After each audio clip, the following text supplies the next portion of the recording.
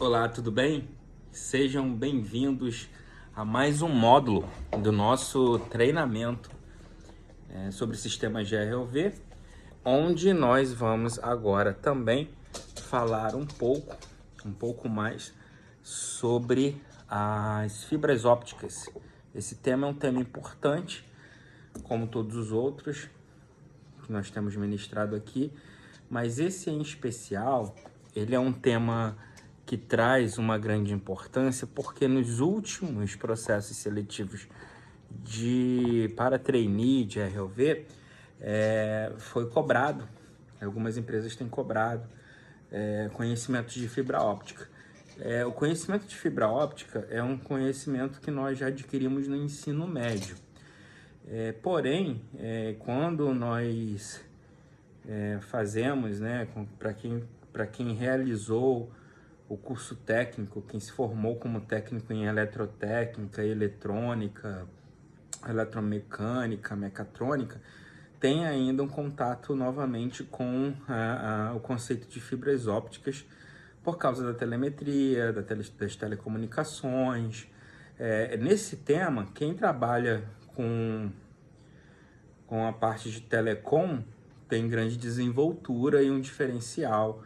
Nós temos nos ROVs, só para vocês terem uma ideia, muitas pessoas que trabalham com trabalharam no passado com telecomunicações. Eu tenho muitos amigos que trabalham no mercado de ROV, que são pilotos de ROV, supervisores de ROV, que trabalharam em empresas muito conhecidas do setor de telecom.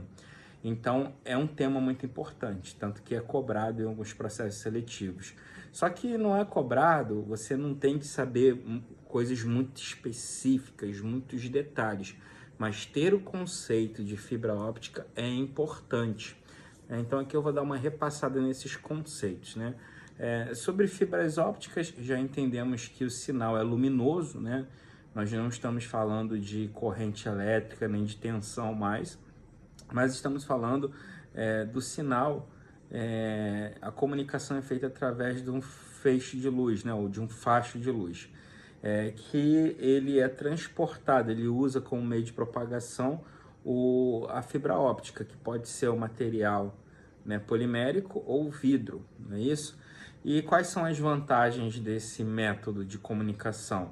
Uma é que você não está mais dependente das perdas né, as perdas, como nós temos no condutor de cobre, as perdas elétricas, né, através do fluxo de elétrons, através da seção transversal do condutor, e isso torna muito mais rápida a comunicação. A outra vantagem, vamos dizer assim também, é a questão do eletromagnetismo. Nós não estamos mais reféns aí, ou suscetíveis ao eletromagnetismo, uma vez que você utiliza o princípio óptico. Agora, como que se dá essa comunicação no ROV? Isso é importante, né? O que me interessa saber sobre fibras ópticas?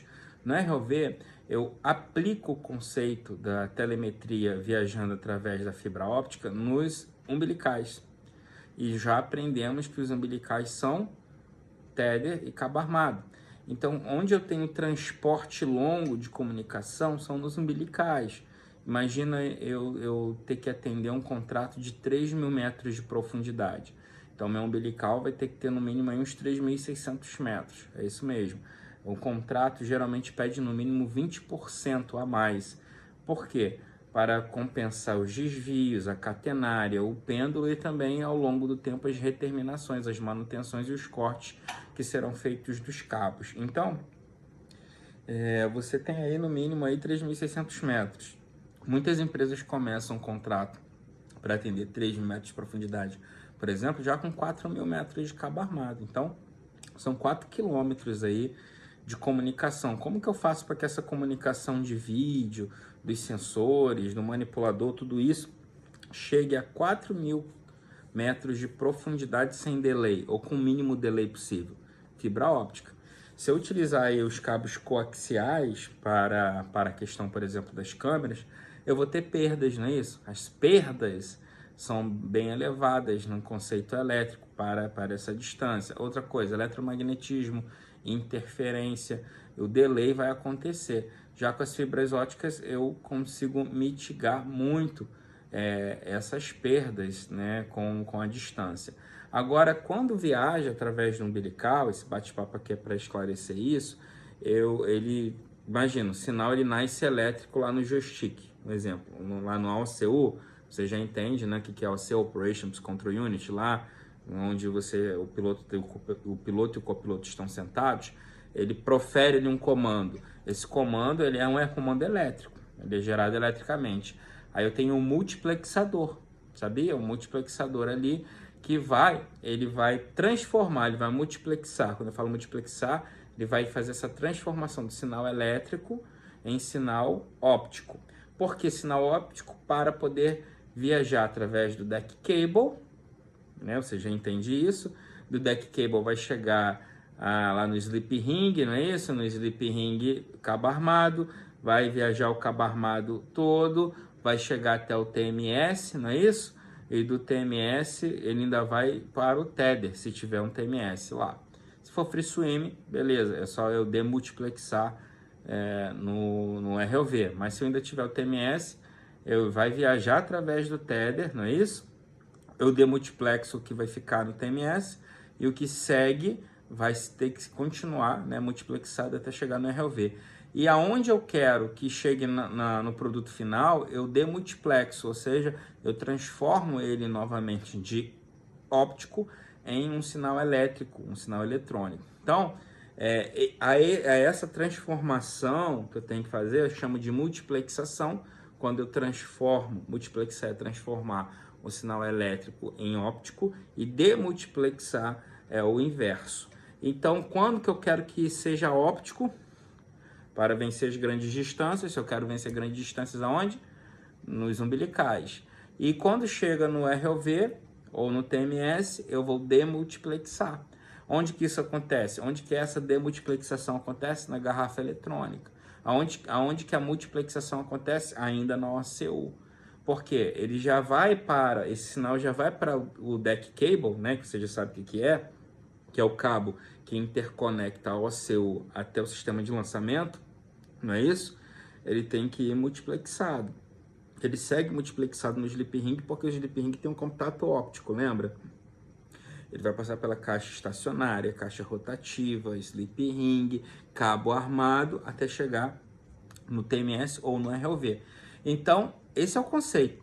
Agora, nós temos que entender que as fibras ópticas que estão presentes nos umbilicais, seja ele o tether ou o cabo armado, elas podem ser de dois tipos, multi-mode ou single mode. Geralmente para ROVs para águas profundas, nós usamos os single modes, tá bom? As fibras single mode. Então, essa é uma curiosidade, né, que a gente vai fazendo um resumo.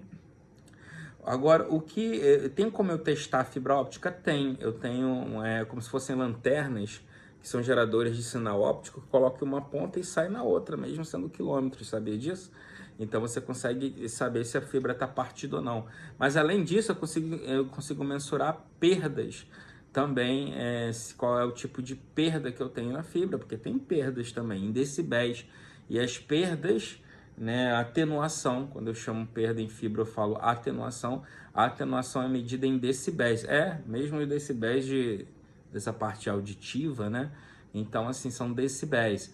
E aí eu consigo mensurar as perdas através de instrumentos, né? Instrumentos que eu consigo medir, né, as perdas no circuito da fibra óptica. E aí eu tenho instrumentos, né? Instrumentos para isso, que são os instrumentos para poder fazer essa leitura. Outro instrumento também que eu posso utilizar é que, além de eu mensurar as perdas, eu encontrar onde tem um evento. Como assim um evento? É onde que eu tenho uma ruptura da fibra, quebra da fibra, algum dano. E esse equipamento nós chamamos de OTDR. O OTDR. Agora eu estava lembrando aqui o nome do equipamento, Power Meter. Né, o Power Meter, né, que é um gerador aí de potência óptica, Optical Power Meter, é o que nós utilizamos aí para mensurar as perdas, tá bom? A atenuação na fibra. Agora falando do OTDR, OTDR significa Optical, né, Time, domínio, né, de domínio, OTDR, e aí ele fala sobre a refração também. Então, assim, o OTDR, ele é um instrumento que eu utilizo para mensurar não só a perda, não somente a perda, mas onde eu tenho um evento, onde eu consigo encontrar um evento. Eu já trabalhei muito com OTDRs, com Power Meters, já forneci bastante para as empresas também. Então nós temos a caneta óptica, que é como essa lanterna que eu falei para vocês, tá bom? Que é apenas para eu saber se está chegando o sinal do outro lado. Aí se eu quiser evoluir para ver perdas, né, atenuação, Power Meter. Agora, se eu quiser, além das perdas e atenuação, também ver onde está o evento, em que distância esse evento se encontra, eu vou utilizar o OTDR.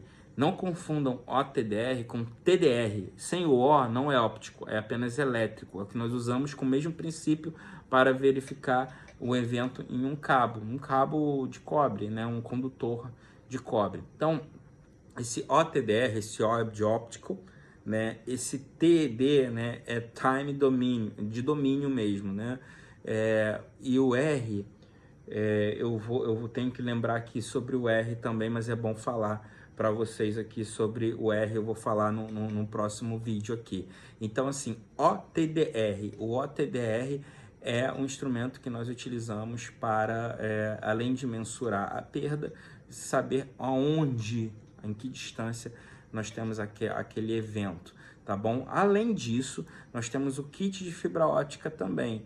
O kit de fibra ótica é para você fazer uma reterminação, porque imagina, quando eu corto o cabo, seja ele o cabo armado ou o tether, eu não tenho que reterminar, colocar os conectores. Então, existem dois tipos muito utilizados nos ROVs. Nós podemos utilizar, né, os conectores que nós chamamos de hot melt, que são conectores que você tem um forninho, ele tem uma resina dentro, você coloca ele no forninho, aquele forninho aquece a resina, ela derrete, eu vou lá, decapo a fibra e, né, você insere a fibra ali, faz o corte e o polimento. Esse aí é o hot melt.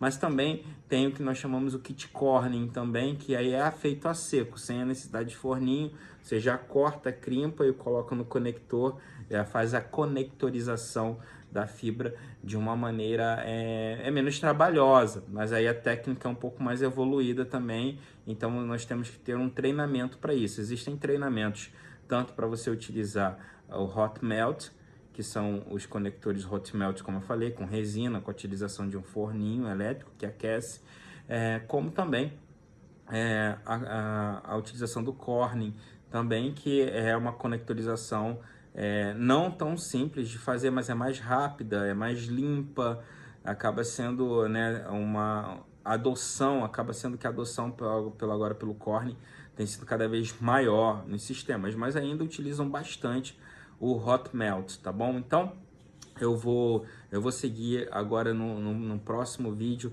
para falar um pouco sobre o OTDR, um pouquinho só mais sobre o OTDR, sobre a sigla OTDR, mas nós já tivemos aqui um papo sobre fibra ótica. Você não precisa se aprofundar inicialmente muito sobre fibras óticas, mas saber para que se usa no ROV, como se usa, qual o conceito, como eu falei, multiplexação, demultiplexação, aonde é que é aplicado, por exemplo, nos umbilicais, que quando eu tenho longas distâncias, né, até 600 metros, eu posso até utilizar multimode, mas para águas profundas nós utilizamos single mode. Por que eu estou falando isso? Eu já trabalhei bastante com ROVs elétricos, aí entra o conceito dos ROVs de observação. ROVs de observação que utilizam as fibras multimode, mas são até 600 metros. Aí opta-se por utilizar fibra em detrimento do cabo coaxial para as câmeras, mas o multimode acaba sendo um pouco mais limitado. Agora single mode não, single mode aí você pode utilizar aí para grandes distâncias, que é o nosso caso dos ROVs aí para águas profundas e águas ultra profundas, tá tá bom? Então, fibra ótica é isso, né? Esse conceito de fibra ótica é esse que nós utilizamos no ROV devido para vencer as grandes distâncias e ter o menor delay possível na comunicação. E quando eu falo comunicação, você entende então por telemetria. Telemetria são as informações, é o tráfego de informações no sistema de ROV, tá bom? Um grande abraço e vamos seguir aí para o próximo vídeo.